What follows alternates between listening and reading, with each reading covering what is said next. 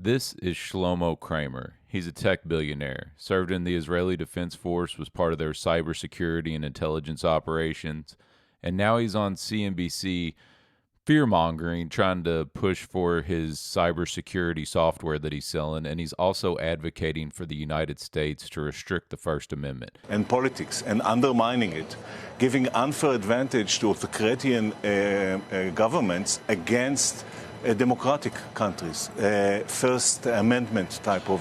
That's already happening? That's already happening. You're seeing the polarization in countries that allow for the First Amendment and protect it, which is great. And I know it's difficult to hear, but it's time to limit the First Amendment in order to protect it, and quickly before it's too late. What do you mean? I mean that we need to control the platforms, all the social platforms. We need to stack rank the authenticity of every person that expresses themselves online and take control over what they are saying based on that ranking. The government. The government should control the social media. Yeah. So what Kramer's saying here is that authoritarian regimes are at an advantage because they're more restrictive and controlling of freedom of speech.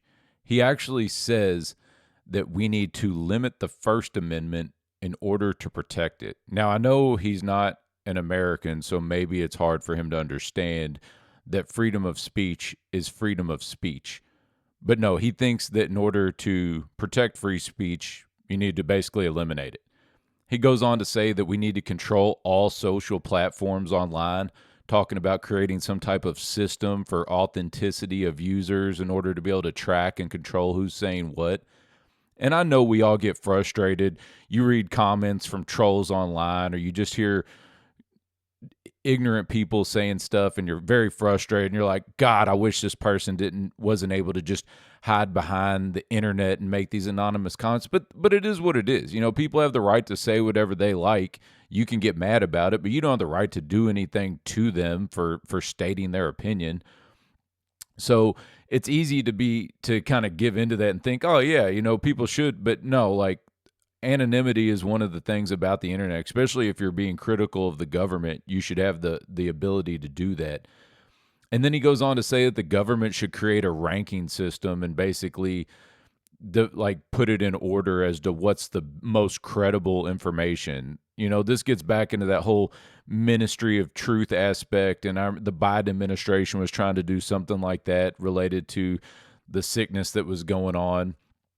And he almost he's talking about this ranking system almost like he's talking about a social credit system similar to what they do in China with ranking it. I mean, that's a potential, you know, outcome of that.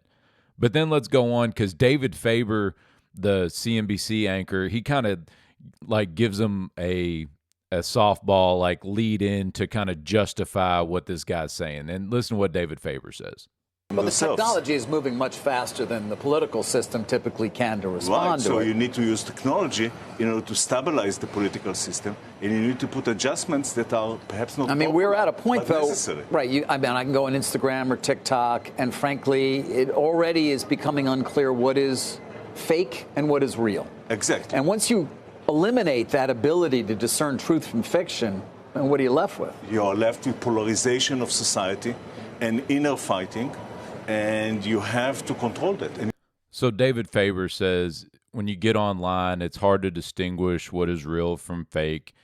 And yeah, there's definitely some truth to that. I mean, especially with all the AI and deep fakes and everything else. But that's our responsibility. That's our right to decide what we believe. You know, the free market of ideas. Let's put all the information out there, and people will choose what they think is the best thing, what is right. You know, all information and ideas need to be presented, and this isn't a new concept. You know, it's very similar to what had like the beef that was going on between John Adams and Thomas Jefferson early on. Like, a lot of people don't realize how close this country was to being torn apart very early on. You know, when Jefferson and his Democratic Republicans were being critical of the John Adams administration, there was a bunch of Republican newspapers that were being critical of the government, and John Adams was saying, "Well, we need to control this information." They passed the Seditions Act of 1798, making it illegal, to criticize the government. And this is just the evolution of that same argument. Well, people might be saying things that aren't true, and we can't have them saying that. Well, that's what the First Amendment does, okay? The First Amendment protects all speech. And most importantly, the First Amendment protects unpopular speech, because popular speech doesn't need protection. Speech in favor of the government doesn't need protection. What needs protection is when people say things that other people don't want to hear. When you're saying things critical of the government, when you're pointing out that the government is doing things that are unconstitutional, when the government is being authoritarian, that's the speech that needs to be protected. But you have Shlomo Kramer here saying that, no, we don't need that. We need more authoritarian controls.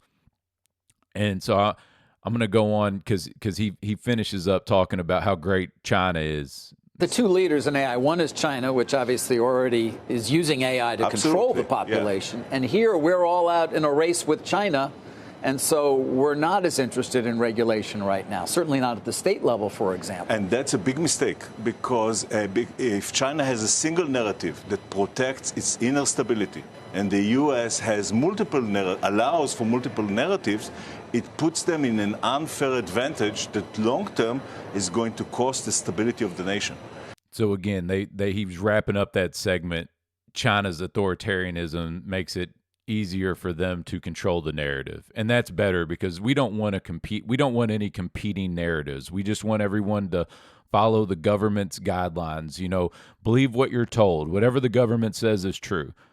Everybody always wants to make parallels to Nazis and Hitler. Well, that's, Hitler wanted to control the narrative as well. And people are saying, oh, well, we need to do this to keep us safe from the misinformation, from the malinformation, from everything that's misleading people online, these dangerous conspiracy theories. But, remember back to the Benjamin Franklin quote: "Those who would trade liberty for security will lose both and deserve neither." And there's a lot of truth to that. With freedom comes responsibility, and that means being informed, reading multiple sources, determining what's true, communication, being involved in your local governments. It takes work.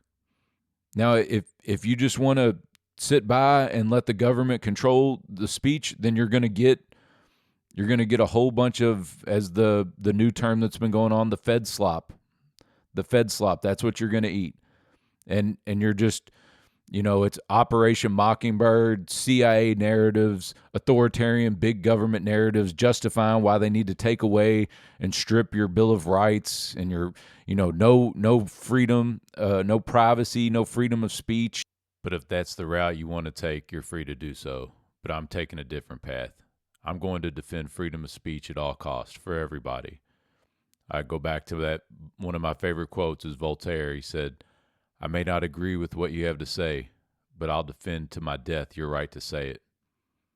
Thanks for listening. Please like, subscribe, and comment. Have a good day.